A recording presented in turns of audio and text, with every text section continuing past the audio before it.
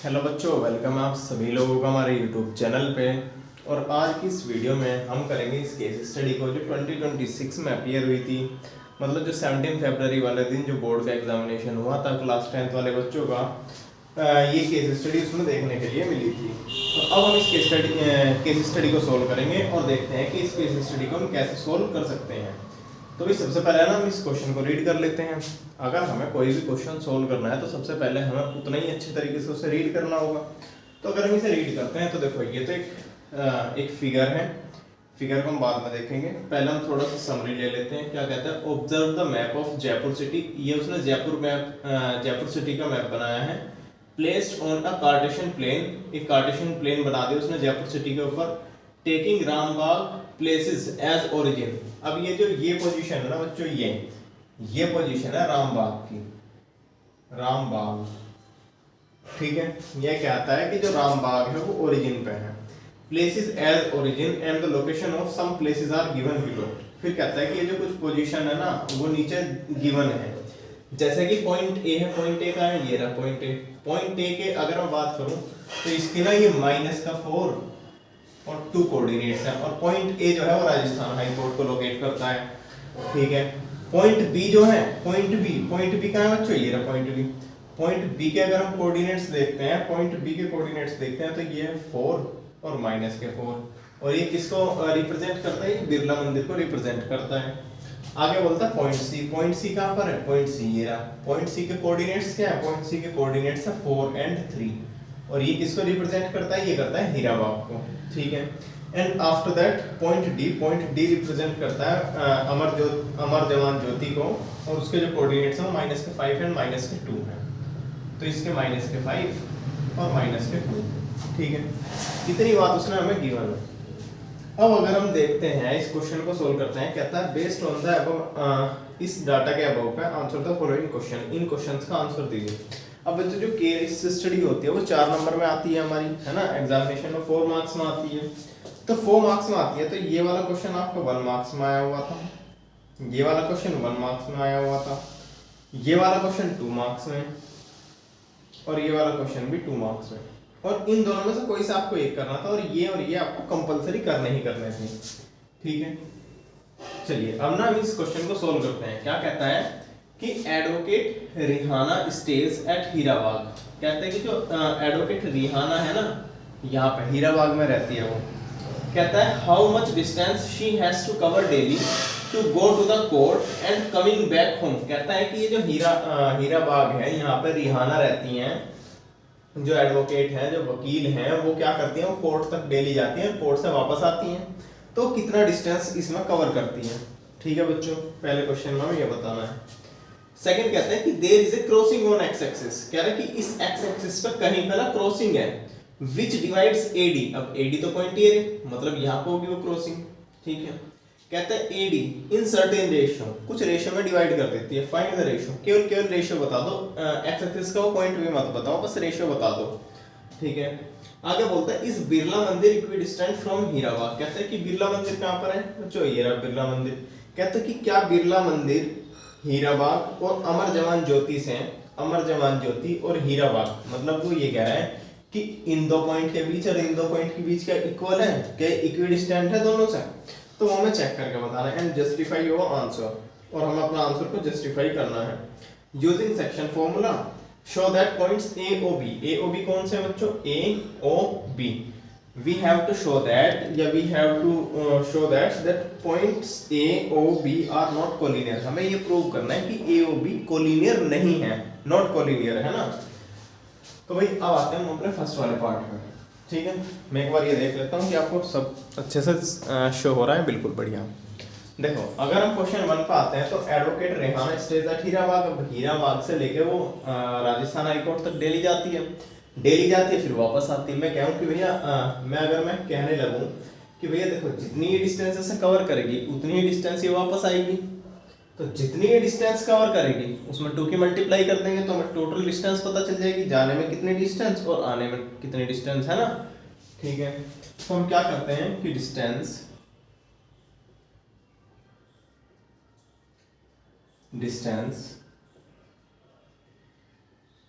Covered by Rehana in Rehana to go to court and coming back, और वापस आने में। तो बच्चों अगर मैं इसको देखता हूँ कि भाई अगर ये वापस आती है तो बच्चों देखो कितनी डिस्टेंस उसने कवर की भैया, देखो पॉइंट ए और पॉइंट सी के बीच की डिस्टेंस हो गई हमारी ए सी, लेकिन ये गई नहीं है, ये वापस भी आई है। अगर तुम जैसे 20 किलोमीटर गए तो 20 किलोमीटर वापस आओगे, है ना। जैसे ये यहाँ से गई उतनी ही वापस आ गई, तो उसमें हम क्या कर देंगे, उसमें 2 की मल्टीप्लाई कर देंगे, भैया इतनी डिस्टेंस को कवर करेगी। ठीक है भाई, मैं बोलूँ सही बोल रहा हूँ मैं एकदम, तो 2 मल्टीप्लाई ए सी। ठीक है, अब बच्चों मुझे आप एक बात बताओ, ए सी डिस्टेंस के लिए क्या फॉर्मूला यूज करते हो, डिस्टेंस फॉर्मूला यूज करोगे तो इसे मान लो x1, इसको मान लो y1, इसको मान लो x2 और इसको मान लो y2, है ना। तो AC के लिए तो हम तो डिस्टेंस फॉर्मूला जानते हैं भाई कि AC equal to distance formula x1 minus x2 का whole square plus y1 minus y2 का होल स्क्वायर, ये हो जाएगा। बाद में हम AC पुट कर देंगे, है ना। तो अगर हम इसको सोल्व करते हैं तो x1 की वैल्यू क्या है बच्चों, x1 की वैल्यू है 4 और x2 की वैल्यू क्या है बच्चों, माइनस के 4, तो माइनस माइनस प्लस हो जाएगा बाद में, है ना। y1 की वैल्यू क्या है 3 एंड y2 की वैल्यू क्या है बच्चों 2, ठीक है, और इसका भी स्क्वायर। तो अगर हम इसका स्क्वायर करते हैं तो 4 एंड प्लस 4, तो 4 माइनस माइनस प्लस 4, 4 का स्क्वायर और प्लस 3 माइनस 2 1 का स्क्वायर, ये आ जाएगा 8 का स्क्वायर प्लस 1 का स्क्वायर, और ये हमें क्या मिलेगा 64 प्लस 1 और ये रूट के अंदर, और ये मिल जाएगा रूट 65। यानी कि हमें इस AC की डिस्टेंस पता चलेगी, ये तो रूट 65 है। तो टोटल डिस्टेंस यानी कि जो रिक्वायर्ड डिस्टेंस है जो हमको निकालनी है, रिक्वायर्ड डिस्टेंस वो कितनी हो जाएगी, वो हो जाएगी 2 मल्टीप्लाई AC, मतलब 2 मल्टीप्लाई 65, इतनी यूनिट हो जाएगी, है ना। ये हमारी डिस्टेंस हो जाएगी। ठीक है, अब आते हैं हम सेकंड पार्ट पे। अब सेकंड पार्ट क्या कहता है, सेकंड पार्ट कहता है कि एक्स एक्सिस का कोई पॉइंट है जो इसको ना डिवाइड करता है, किस रेशियो में करता है पता नहीं, उसको हम मान लेंगे। अब एक चीज बताओ कि अगर कोई पॉइंट एक्स एक्सिस का होगा तो उसके क्या कोऑर्डिनेट्स होंगे, भैया एक्स एक्सिस का होगा तो y इक्वल टू 0 होगा। मैं मान लेता हूँ भाई चलो कोई पॉइंट ना यहाँ पर होगा, मतलब उसके y कोऑर्डिनेट्स तो 0 ही होगा और x कोऑर्डिनेट्स कुछ होगा, मैंने x मान लिया। तो let the coordinates of crossing on x axis b, हमने मान लिया बच्चों वो कितने हैं x और 0 है। मतलब मैं भैया अगर ये बात करूं कि ये ना इसको कुछ रेशियो में डिवाइड करता होगा, ठीक है। Let the coordinates of crossing on X axis B, और बाद में बोल देंगे कि लेट क्रॉसिंग यानी कि x और 0 divides A D in ratio के रेशियो 1। ठीक है, देखो यही तो कह रहा है वो कि भाई वो डिवाइड करती है एडी को किस रेशियो में, वो पता करना है, वो के रेशियो 1 हमने मान लिया, ऐसे हम निकालते हैं। ठीक है भाई, अब अगर हम ऐसा निकालते हैं तो हम क्या यूज करेंगे, सेक्शन फॉर्मूला, है ना। सेक्शन फॉर्मूला में हम इसका यूज करते हैं। तो सेक्शन फॉर्मूला में अगर बच्चों में यूज करता हूँ तो देखो इस वाले और इस वाले पॉइंट के बीच अगर मैं सेक्शन फॉर्मूला लगा दूँ तो मुझे इसके कोऑर्डिनेट्स मिल जाएंगे, है ना। भाई ये मेरा पॉइंट ए है, ये मेरा पॉइंट बी है, और मैंने मान लिया ये मेरा पॉइंट कोई x और 0 है जो इसको के रेशियो 1 में डिवाइड करता है, मतलब इसमें और इसमें के रेशियो 1 लगाऊंगा तो मुझे ये पॉइंट मिल जाएगा, है ना। मानते हो ये बात, तो हम यही करेंगे और हम इसके अकॉर्डिंग के की वैल्यू निकाल देंगे। के की वैल्यू निकल गई, के की वैल्यू पुट कर देंगे, हमारा रेशियो निकल जाएगा। ठीक है, तो भाई अब हम क्या करते हैं कि बाय यूजिंग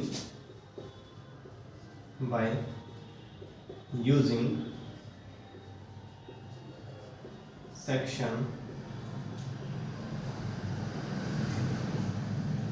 फॉर्मूला। तो सेक्शन फॉर्मूला का हम यूज करेंगे बाय यूजिंग सेक्शन फॉर्मूला। और अगर हम बच्चों इसमें देखते हैं तो देखो पॉइंट ए की बात कर लो, है ना। इस बार हम ये x2 y2 मत मान लो, चलो इसे अब ये x1 y1 हो तो हमारा केस खत्म हो गया वहीं पे।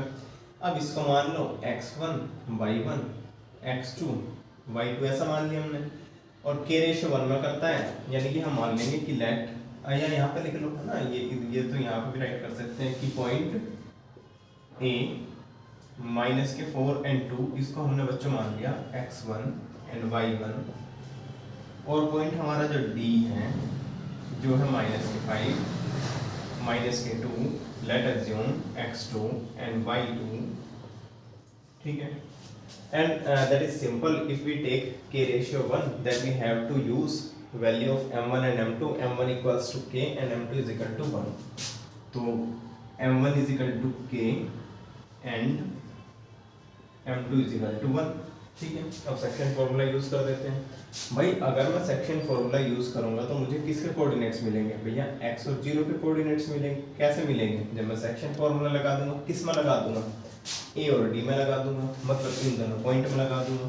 तो क्या होगा कि m1 x2 plus m2 x1 upon में m1 प्लस m2, ठीक है, बिल्कुल सही है। ऐसे ही m1 y2 plus m2 y1 upon में m1 प्लस m2, ठीक है, ठीक है। x0 is equal to m1 की वैल्यू क्या है बच्चों k, x2 की वैल्यू क्या है x2 माइनस 5 प्लस m2 की वैल्यू 1 एंड x1 की वैल्यू है माइनस के 4, और इज इक्वल टू आ गया k प्लस 1।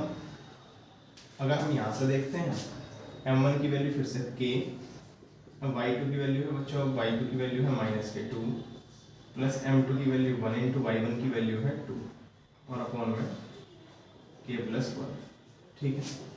इसको सोल्व कर लो थोड़ा सा, कैसे कि भैया देखो ये हो जाएगा हमारा x और 0 इक्वल टू में माइनस के 5k माइनस के 4 अपॉन में k प्लस 1, और यहाँ से भैया हमें मिलेगा 2k प्लस के 2 और ये k प्लस 1। अब बच्चों एक चीज़ बताओ, अगर मैं भैया x कोऑर्डिनेट्स को इक्वेट करता हूँ तो यहाँ पे पहले से ही x है, मतलब मेरी सिचुएशन ना कॉम्प्लिकेटेड हो जाएगी और मुझे k की वैल्यू तो मिलेगी नहीं। लेकिन भैया अगर मैं इसको 0 को मतलब y कोऑर्डिनेट्स को अगर मैं कंपेयर कर देते हैं तो देखो k प्लस 1 तो 0 से मल्टीप्लिकेशन करके 0 बना देगा, ये बाकी हमारी k की वैल्यू निकल जाएगी। तो हम बोलेंगे ऑन इक्वेटिंग y कोऑर्डिनेट्स को इक्वेट कर देते हैं भाई, तो 0 इक्वल्स टू में 2k प्लस 2 अपॉन में k प्लस 1। भैया k प्लस 1 की 0 में मल्टीप्लाई मतलब 0 is equal to 2k plus 2। भैया देखो 2k इस साइड माइनस का इस साइड जाएगा तो प्लस का हो जाएगा, यानी कि 2k इज इक्वल टू 2, और 2 इस साइड मल्टीप्लाई में उस साइड जाएगा तो डिवाइड में, यानी कि हमारी भैया k की वैल्यू निकल गई 1। भैया k की वैल्यू 1 निकल गई, k की वैल्यू k के प्लेस पर 1 पुट कर दो जो भी वैल्यू बनी, तो हम बोलेंगे hence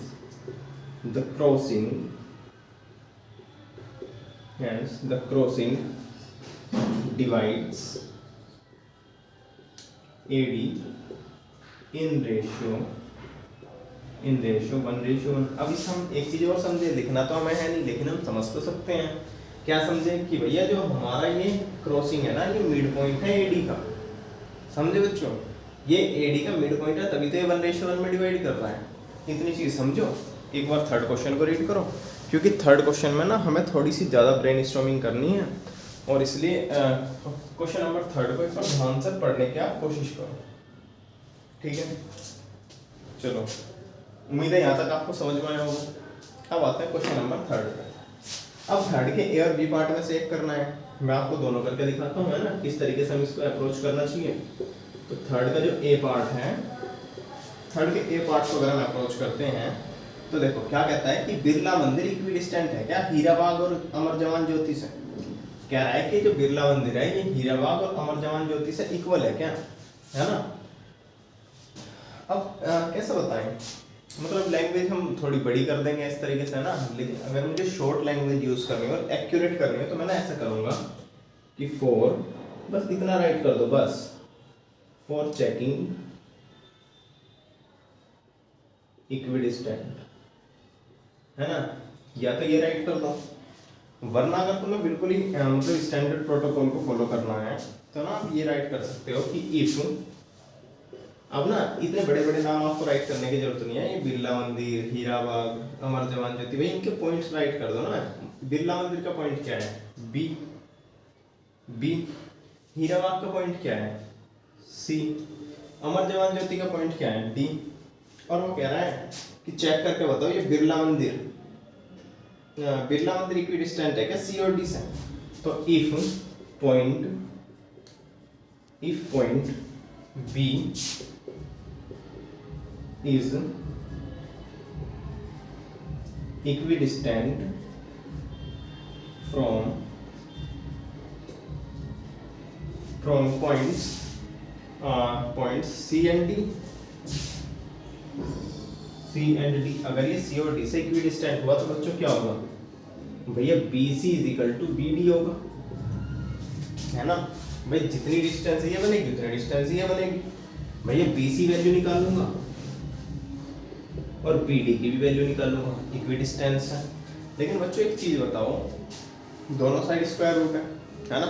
चलो वैल्यू पुट करते हैं, डिस्टेंस फॉर्मूला तो हम ये वाला यूज कर लेंगे, ये वाला।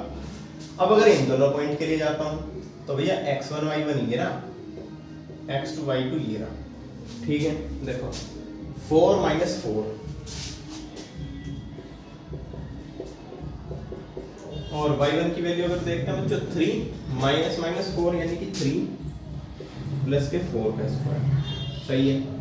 अब BD के लिए आ जाओ, अगर BD के लिए जाओगे तो बच्चों ये x1 और y1 ये हो जाएगा, तो x1 - x2 मतलब -5 - 4 का स्क्वायर प्लस, यहाँ से अगर हम देखते हैं भैया -2 एंड -4 यानी कि ये देखो -2 माइनस और ये -4 है तो प्लस का 4 इक्वल टू में स्क्वायर, सही है। चलो कोई बात नहीं, देखो 4 - 4 तो 0 हो गया, 3 + 4 7, 7 का स्क्वायर क्या हो गया भाई 49, देख लेंगे बाद में, है ना। अच्छा इसको अगर हम देखते हैं तो हो गया भैया -5 और -4, -5 और -4 अगर हम देखते हैं तो भैया ये तो -9 आ गया और ये स्क्वायर प्लस 2 4, अच्छा ये बना हमारा +4 है ना, 4 - 2 2 तो 2 का स्क्वायर। अगर इसको आगे सोल्व करते हैं तो 7 का स्क्वायर है तो भैया ये तो सोल्व होकर 7 आ जाएगा, ठीक है, ये तो सोल्व होकर 7 आ गया।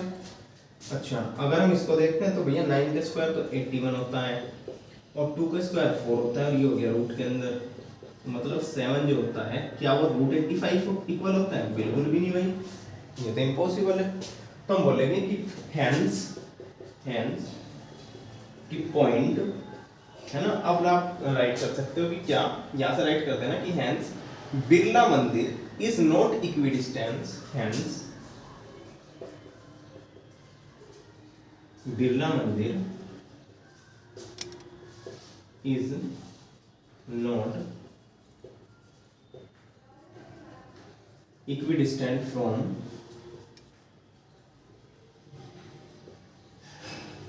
हीरा बाग एंड अमर जवान ज्योति एंड अमर जवान ज्योति, ठीक है। थर्ड का ये पार्ट भी हो गया। अब आते हैं बच्चों थर्ड के बी पार्ट में, ठीक है। थर्ड का बी पार्ट एक बार रीड करो, क्योंकि थर्ड का बी पार्ट भी ना बड़ा इंटरेस्टिंग पार्ट है। और इस अगर मैं आपसे बात करूं कि उसने ना इस 4 क्वेश्चन से, केवल इन 4 क्वेश्चन से उसने पूरी की पूरी कोऑर्डिनेट ज्योमेट्री के ना कंसेप्ट उठा लिए भाई। इक्विडिस्टेंट पूछ लिया, रेशियो पूछ लिया, कोऑर्डिनेट्स पूछ लिए, सब पूछ लिया उसने, है ना, हर चीज हो जाएगी। अब आते हैं कॉन्सेप्ट पे भाई इस पे, तो मैं क्या करता हूँ इस वर्कशीट को रफ कर देता हूँ, है ना, इसको हम रफ कर देते हैं जब तक आप इसको रीड करो भाई थर्ड के बी पार्ट को।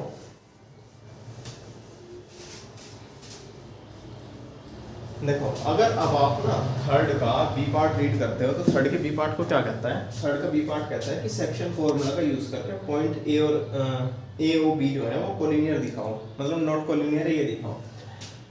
ठीक है, ए और बी कौन से हैं, ए ओ बी, बीच में तो पॉइंट ओ आ रहा है, मतलब ओ इन्हें किसी ना किसी रेशियो में डिवाइड कर रहा होगा। तो अगर हम थर्ड के बी पार्ट को ऐसे मान लें कि लेट पॉइंट ओ 0 0 है जिसकी कोऑर्डिनेट्स डिवाइड्स लाइन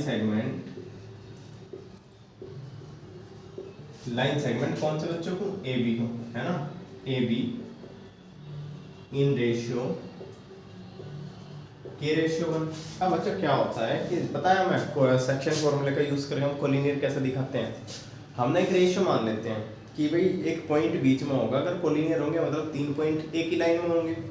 अगर 3 पॉइंट एक ही लाइन में हुए, ये एक ही लाइन में हुए, तो ये वाला जो पॉइंट होगा ये इसको ना इस वाली लाइन को इसी रेशियो में डिवाइड कर रहा होगा। और भैया अगर हमारी k की वैल्यू यहाँ से मतलब k की वैल्यू इक्वल आ जाती है दोनों केस में, इक्वेट करके x एक्सिस और y एक्सिस को इक्वेट करके, फिर रेशियो थोड़ी बदल जाएगा भाई। जिस रेशियो में वो डिवाइड करेगा वो तो एग्जिस्ट करेगा ना, उतना ही रहेगा। लेकिन अगर k की वैल्यू अलग आ गई तो मतलब रेशियो हमारा अलग आ गया, और रेशियो अलग आ गया फिर तो मतलब है ही नहीं वो ये चीज़, कोलिनियर ही नहीं है ना। तो ये चीज़ हम प्रूव करते हैं। तो k रेशियो 1 हमने यूज़ कर लिया। अगर हमने k रेशियो 1 यूज़ कर लिया तो अब बच्चों एक चीज़ बताओ कि अगर हम सेक्शन फॉर्मूला का यूज़ करें अगर ए बी में, तो हमें ओ के कोऑर्डिनेट्स मिल जाएंगे, है ना, ये तो हम मानते हैं। तो बाय यूजिंग सेक्शन फॉर्मूला, अब अगर हम सेक्शन फॉर्मूला यूज करेंगे तो देखो इसे ना x1 y1 मान लो, इसको x2 y2 मान लो, और ये हमारा तो ये तो हो ही गया। तो हमें क्या मिलेगा भैया, 0 और 0 जो मिलेगा ना वो हमें कब मिलेगा, जब हम इसमें सेक्शन फॉर्मूला यूज कर लेंगे, इन दोनों में अप्लाई करेंगे हमें 0 मिल जाएगा। सही है, क्योंकि अगर कोलिनियर है तो ये तो होगा ही होगा। तो हम क्या करेंगे, m1 x2, या फिर हम ना फॉर्मूला जो मतलब स्टैंडर्ड से चलते हैं ऐसे भी चल सकते हैं, m2 x1 plus m1 x2 upon में m1 प्लस m2, और यहाँ से आगे जाएं तो m2 y1 plus m2 y1 upon में m1 प्लस m2। ठीक है, 0 0। m2 की वैल्यू क्या है बच्चों, m2 की वैल्यू 1 है। x1 की वैल्यू क्या है, x1 की वैल्यू क्या है भाई, x1 की वैल्यू -4 है। m1 की वैल्यू क्या है बच्चों, k है। और x2 की वैल्यू क्या है बच्चों, x2 की वैल्यू है 4। ठीक है, और अपॉन में आगे k प्लस 1, बिल्कुल सही है। m2 की वैल्यू 1 है, y1 की वैल्यू क्या है बच्चों, 2 है, प्लस m2 की वैल्यू k है, एंड y1 की वैल्यू क्या है बच्चों, y1 की वैल्यू y1 अच्छा ये m2 ये तो गलत कर दिया ना भाई, m2 y1 आएगा और m1 y2 आएगा। ठीक है, अब m1 k आ गया तो y2 की वैल्यू क्या है भाई, y2 की वैल्यू है -4, और कौन में आ गया k प्लस 1।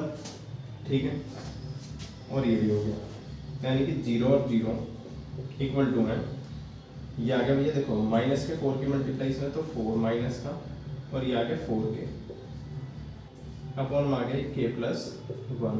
ठीक है, इसको अगर हम देखते हैं तो 2, और ये आ गया भैया -4k, और अपॉन में आ गया k प्लस 1। इससे ज़्यादा तो सोल्व नहीं हो सकता, अगर इससे ज़्यादा सोल्व नहीं होगा तो इक्वेट कर दो। तो ऑन यहाँ पर कर देते हैं x एक्सिस को ऑन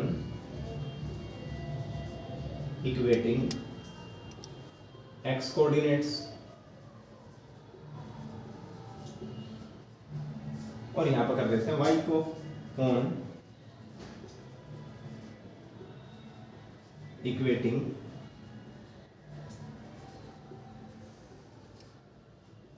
y कोऑर्डिनेट्स। ठीक है, अब अगर हम y x कोऑर्डिनेट्स को इक्वेट करते हैं तो 0 इज -4 प्लस के 4k अपॉन में k प्लस 1। ठीक है, अगर हम इसको करते हैं तो ये भी 0 इज -2 4k अपॉन में k प्लस 1। k प्लस 1 तो 0 हो जाएगा, ये भी k प्लस 1 0 हो जाएगा। तो भैया देखो यहाँ पर आया 0 इज इक्वल टू माइनस के 4 प्लस 4 के, ठीक है। यहाँ पर आया 0 इज इक्वल टू 2 माइनस के 4 के। अगर मैं यहाँ से निकालता हूँ तो k की वैल्यू निकल रही है मेरी 1/2। यहाँ से अगर मैं निकाल रहा हूँ तो k की वैल्यू निकल रही है मेरी 1, भाई अलग अलग आ गई तो मतलब कोलिनियर नहीं है। तो हम बोलेंगे सिंस in both case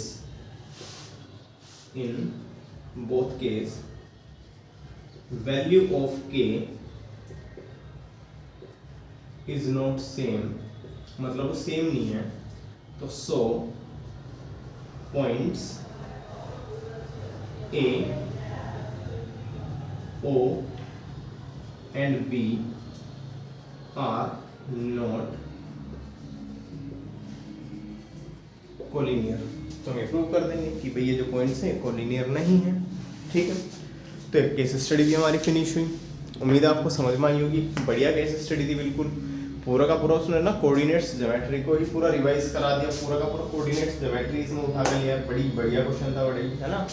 तो उम्मीद करता हूँ आपको समझ में आया होगा। नहीं समझ में आता है तो आप वीडियो को दोबारा देखना और मिलते हैं फिर हम अपनी नेक्स्ट केस स्टडी में।